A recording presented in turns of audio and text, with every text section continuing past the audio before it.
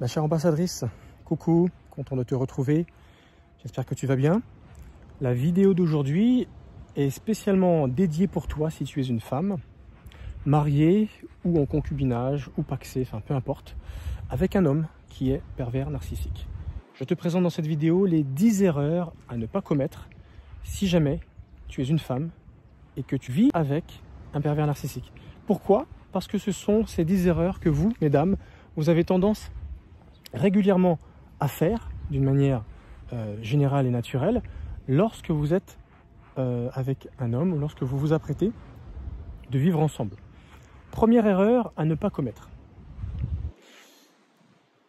Ne surtout pas accepter dès le départ qu'il te manque de respect.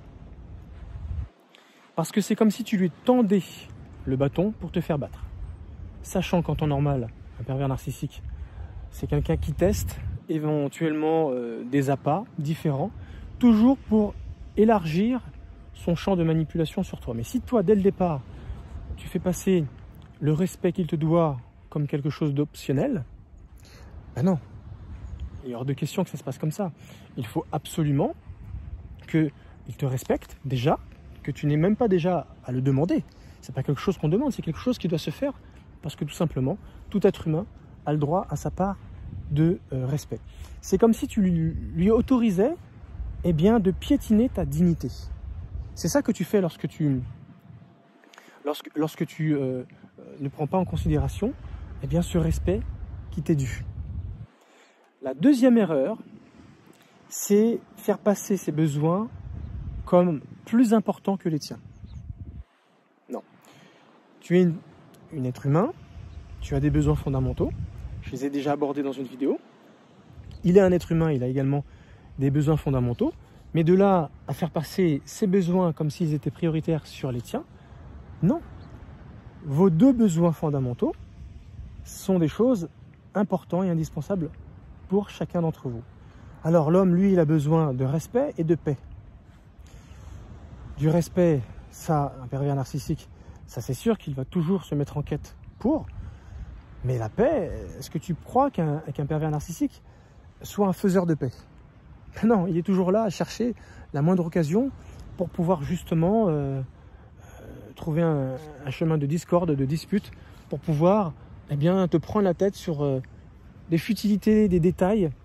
Et il ne sera jamais là à se préoccuper pour améliorer ta relation avec lui. C'est pas sa priorité, non. Ce qu'il veut, lui, c'est juste te manipuler, t'utiliser comme un faire-valoir, être au centre de tes intérêts. Il est égocentrique. Donc, non.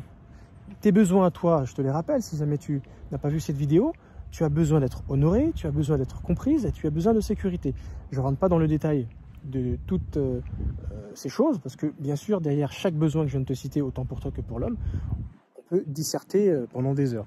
C'est ce que j'ai fait sur une de mes vidéos, bien sûr pas pendant des heures, mais j'ai expliqué dans le détail ce qui se cachait derrière chaque besoin fondamental. Qui dit besoin fondamental, ça veut dire que l'être humain ne peut pas vivre sans ces choses. Et s'il n'a pas ces choses-là, généralement, il va chercher ailleurs. Mais il ne reste pas dans la relation, à moins que, bien sûr, il soit doté de peur, d'un manque d'estime, de dévalorisation qui l'amène justement à ne pas oser se défendre, arrêter la relation, alors que tout laisse entendre qu'il ferait mieux de rompre, parce que là, il y a vraiment atteinte à la dignité humaine, un non-respect total, de la violence, de l'insécurité, etc., etc. Donc quand on arrive à ce stade, c'est que quelque part le domaine psychologique est fortement touché. La troisième erreur à ne surtout pas commettre, c'est de te contenter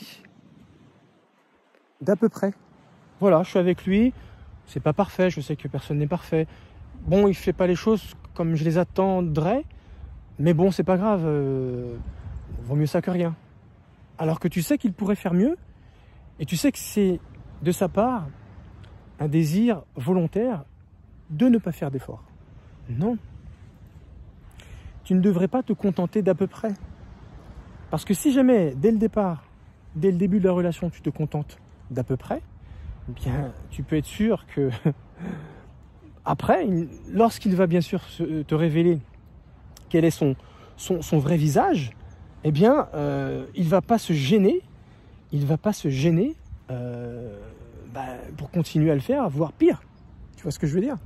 Donc, moi, je t'invite à fortement faire attention et de continuer à réclamer ce que tu es censé avoir, c'est-à-dire un minimum de bienséance, que les choses soient faites normalement, correctement, pour que tu puisses vivre bien décemment avec une relation humaine remplie de bonnes choses, parce que voilà, et déjà toi tu te mets en 15, en 20, en 30, tu te plies pour lui donner ce qu'il te demande, et si lui de son côté il n'a pas la même exigence, pour lui-même, ben, ça pose problème. Donc tu ne peux pas te contenter d'à peu près en espérant que le meilleur va venir. Ça ne viendra malheureusement jamais. Pareil, 4e erreur à ne pas commettre. Sois pas en mode dépendance affective. Non. Sois pas constamment derrière lui à lui réclamer toujours un ceci, un cela, comme si tu avais besoin toujours de son attention, tu avais constamment besoin de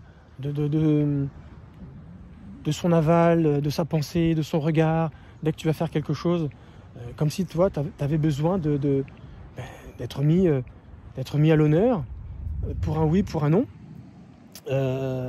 comme si voilà, tout devait passer par lui. Alors bien sûr que être mis à l'honneur, avoir de la valeur pour toi en tant que femme, c'est hyper important. Mais il y a des moments où, ok, effectivement, ça peut être le cas, mais d'autres ne cherchent pas systématiquement pour tout et n'importe quoi, mais d'avoir constamment besoin de son attention, comme si tu étais en mode dépendance, tu vois ce que je veux dire? C'est dangereux d'être comme ça, parce que lui, il va percevoir cela comme un besoin chez toi, une faille, comme un moyen pour lui de te manipuler tout simplement, parce qu'il sait où tu es faible, et il sait justement quel genre de propos positifs il n'aura pas avec toi, si jamais il sait que ce sont des choses dont tu as besoin pour continuer à être existé. La 5e erreur à ne pas commettre, c'est de constamment te focaliser sur lui, focaliser ton énergie, ton temps, tes pensées, voilà, tout ce que tu entreprends, tout, c'est lui. Que tu sois au travail, que tu sois avec tes amis, que tu fasses ton sport, que tu sois avec ta famille, tout tourne autour de lui, c'est-à-dire toutes les discussions, toutes tes pensées, toute ton énergie, tout ce que tu fais, toutes tes actions, c'est pour lui. Non, à un moment donné, il faut que tu fasses un peu les choses pour toi, pour peu que tu aies des enfants, pour également tes enfants, et pour peu que tu aies des amis, un petit peu aussi, même si c'est un petit pourcentage, 0,1% ou 1%, peu importe, mais et surtout pour toi, parce qu'il faut que tu apprennes à faire les choses pour toi. Tu vois ce que je veux dire? Tu ne peux pas passer ton temps à le mettre toujours sur un piédestal. C'est pas bien de faire ça, parce que à la longue, déjà ça risque d'être perçu comme tu es une femme un peu agaçante vis-à-vis des autres, parce qu'ils vont se dire mais elle ne fait que parler de lui, tout tourne autour de lui, tous les sujets de discussion c'est lui. Si jamais tu es constamment branché en H24, 100% sur ton homme, à vouloir essayer de t'améliorer parce qu'il te fait des reproches par-ci par-là, tout tourne autour de ça parce que tu as tellement peur de le décevoir, voilà, qu'il te fasse encore un reproche, une remarque. Donc du coup, tu focalises tout sur lui. Non, à un moment donné, il faut que tu penses à toi. La 6e erreur à ne pas commettre, c'est d'espérer que ton homme va changer. C'est d'espérer, peut-être même que tu espères ou tu te sens capable de pouvoir le changer. Alors ça, c'est la grande erreur que beaucoup de femmes font. C'est en se disant, ouais mais je le changerai. Ouais, il fait ci, il fait ça, ça me plaît pas, ça de toute façon, ça va changer. Combien de femmes ont fait cette erreur? Elles ont tout essayé. Alors ça, c'est un travers également chez les femmes perverses, hein, parce qu'elles elles se mettent en tête qu'elles vont y arriver. Mais si toi tu n'es pas ça, mais qu'il y a des choses qui t'ont pas plu, tu as espéré qu'il change dans sa façon d'être, dans sa perversion. Dis-toi bien une chose, si une personne change, c'est parce qu'il a décidé de le faire. C'est parce qu'il a bien voulu le faire. Qu'il est décidé à faire ses efforts. Mais personne n'a le pouvoir de changer une autre sans que la personne concernée soit consentante. Non. Alors c'est une erreur féminine, que ce soit dans le bon sens ou dans le mauvais, c'est une erreur féminine de croire que vous avez ce pouvoir de changer votre homme. S'il change, c'est parce qu'il a bien voulu le faire. Avec le temps, il s'est rendu compte que finalement, vous aviez raison, donc du coup, il se dit, je vais faire un effort. Mais il l'a décidé. Il ne va pas le faire sous la contrainte. Ou sinon, il le fera juste devant vous pour avoir la paix, parce que je t'ai dit que dans les besoins fondamentaux, l'homme a besoin de paix, donc il va, ah d'accord, je vais le faire. Mais son cœur ne brûle pas pour faire ces changements. Il veut juste avoir la paix, donc il va faire les choses. Tant que tu vas avoir l'impression de l'avoir changé, non. Il veut juste avoir la paix. Il veut juste avoir la paix et que lui donnant ce que tu lui demandes, en contrepartie, toi, tu vas lui donner ce que lui te demande. Voilà, donc c'est un compromis intéressé et c'est dommage d'en arriver à ça. 7e erreur à ne pas commettre. Idéaliser ton homme. Tu sais, s'il est pervers, c'est qu'il n'y a plus de raison de le mettre sur un piédestal. Hein. Mais peut-être que tu fais cette erreur de parler de ton homme comme si c'était toujours quelqu'un de bien. Et lorsque ton entourage, ta famille, essaye de le décrier, tu es toujours là encore à le défendre. Non mais tu sais, il n'a pas que des défauts, et puis tu sais, il a souffert quand il était jeune, anata, ceci, cela, patati patata. Tu as tendance à prendre la défense d'une personne qui te fait du tort, du mal. Tu vois ce que je veux dire? C'est une chose que beaucoup de personnes font. Aussi bien hommes que femmes, mais voilà, les femmes auront tendance à faire ça parce qu'elles ne veulent pas qu'on dise du mal de leur homme. Et c'est vrai que c'est une tendance. Chez la femme, elle n'aime pas quand on dit du mal de la personne qu'elle aime. Alors, tu as le droit d'aimer cet homme. Bien sûr, tu as eu des sentiments pour lui, mais si à partir du maintenant, il commence à avoir un mauvais comportement vis-à-vis de toi, il n'est plus correct envers toi, je suis désolé, non, tu ne l'idéalises plus. Il ne mérite plus cela. Non, effectivement, qu'il a peut-être souffert, que ceci, que cela. Mais est-ce que ça fait de lui quelqu'un que tu dois toujours mettre sur un piédestal? Non, je suis désolé. Non. La 8e erreur à ne pas commettre, c'est, dès le départ de la relation, c'est de tomber amoureuse de son physique, de son bagou, de son charisme, de son allure, de son verbe. Voilà, il présente bien. C'est une personne qui, voilà, il a de la tchatch. Et il en jette. Quand il passe dans la rue, waouh, les filles se retournent sur lui. Et tu as été séduite par quelque chose de complètement chimérique. Parce que la personne intérieure, la vraie personne que nous sommes intérieurement, c'est quoi? Si ce n'est nos blessures profondes. Si ce n'est notre personnalité intérieure. Si ce n'est ce que nous sommes sur le plan émotionnel. Si ce n'est ce que nous faisons de nos mains, plutôt que de ce que nous disons ou pensons. Hein? Tu sais pertinemment que pour connaître une personne, il faut le voir agir. Tu arriveras à déceler ce qu'il est réellement au fond de lui-même, sans même lui poser aucune question. Sans même, passer du temps avec lui, ou devoir l'observer des années pour t'en faire une idée. Non, observe ses actions. Si tu cumules des actions très positives, la façon dont il s'occupe de sa mère, la façon dont il parle avec son père, la manière dont il s'entend avec ses frères et sœurs, la manière dont il parle des uns des autres, la façon dont il se comporte vis-à-vis des personnes qui ne lui apportent rien d'intéressé, aucun intérêt à avoir une relation avec ces personnes, mais malgré tout, il a un comportement positif. C'est comme ça que tu vas te faire une idée sur cette personne. Parce que si jamais il n'a que des relations intéressées et qu'il s'entend super bien avec des gens qui sont toujours là à lui donner quelque chose, déjà, Tu vois ce que je veux dire? C'est ce genre de choses pour lesquelles il faut être très attentif. Mais alors, ne tombe pas amoureux de quelque chose de complètement chimérique, utopique, qui ne t'apportera rien après coup, quand tu seras avec lui, parce que finalement, tu vas continuer d'idéaliser quelque chose, d'une part pas vrai, mais qui n'a jamais été quelque chose de réel pour toi. C'est juste ce qui t'a séduite, et du coup, tu voudrais garder cette image de lui pour continuer de te donner en fait un élan, un prétexte de continuer à le fréquenter, à vivre avec, parce que tu ne veux pas vivre un échec et peut-être que tu as honte d'en être arrivé là et d'avoir fait ce constat. Et tu aimerais bien sûr que les choses se soient passées autrement, mais la dure réalité fait que voilà, c'est ça. La 9e erreur, c'est de chercher à faire ce qu'il aime,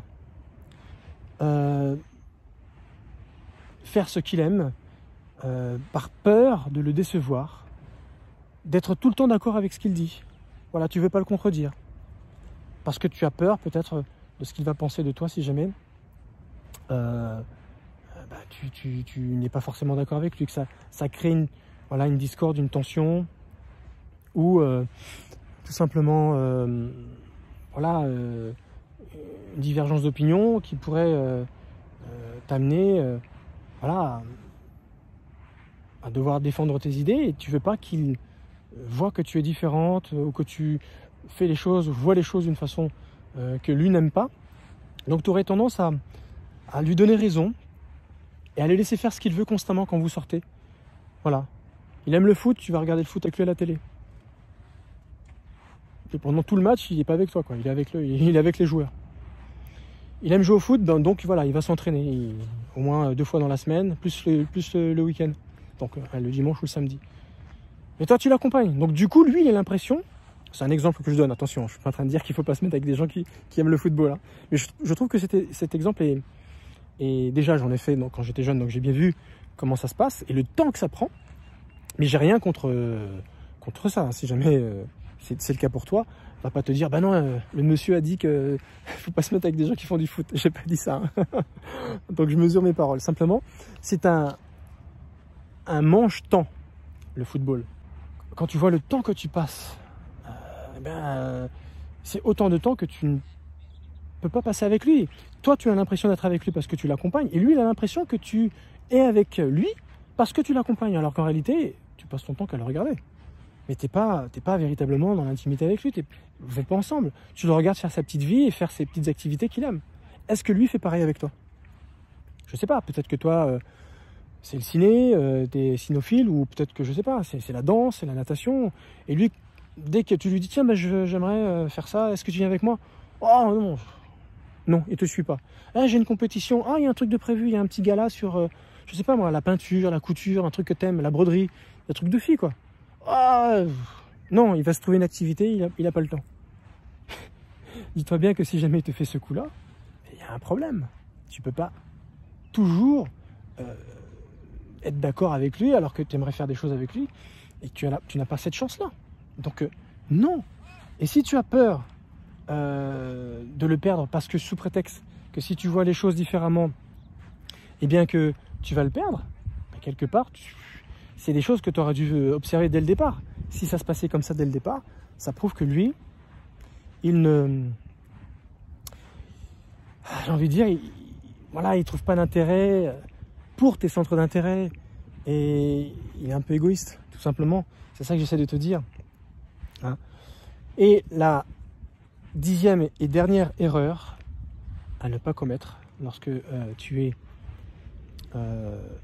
avec un pervers narcissique, c'est de le materner. Alors ça, c'est l'erreur par excellence que toutes les femmes font également. Parce que voilà, vous savez pertinemment que un garçon qui a eu une maman qui s'est occupée de lui sera très sensible à cela. Il respecte sa maman, en tout cas il est censé le faire. Et les attentions d'une maman pour un garçon sont très importantes. C'est très important pour lui. Et donc du coup, vous aurez tendance, à symboliquement prendre la place de la maman. C'est pour ça souvent qu'il y a des tensions entre la mère et la belle-fille. voilà, tu pipes mon fils, ou non, c'est pas comme ça qu'il faut faire, enfin voilà.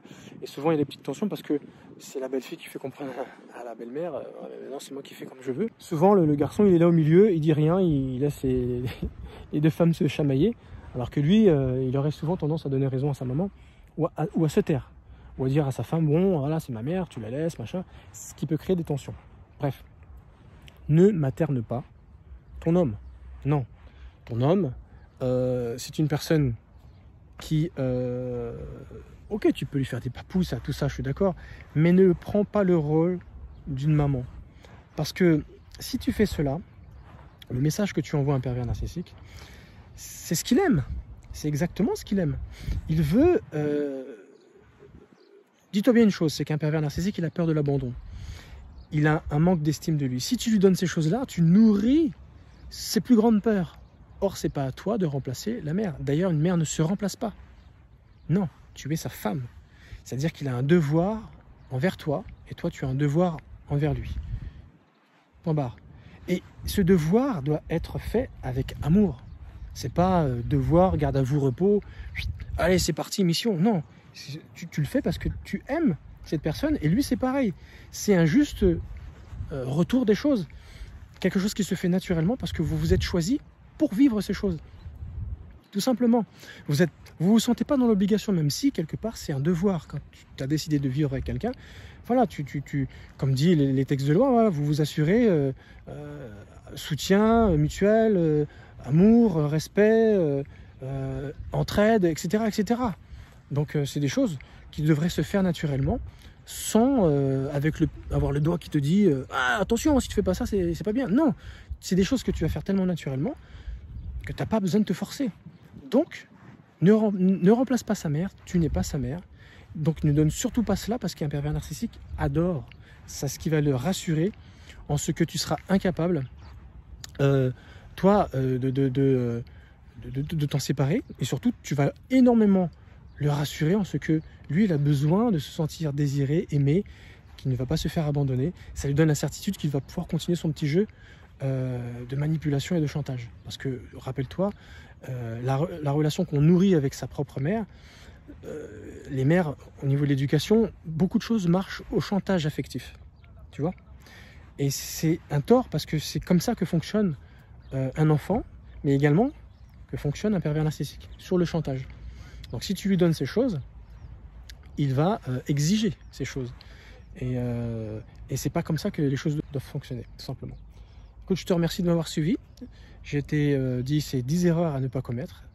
Fais très attention, mets-toi en action, analyse-toi, et à partir de maintenant, essaye d'éviter certaines erreurs. Tu verras que ta relation va énormément changer. Si bien sûr beaucoup d'années se sont passées sur ton couple, eh bien ça aura le don au moins de te montrer à quel point tu as agi de manière sans savoir, tu t'es laissé porter.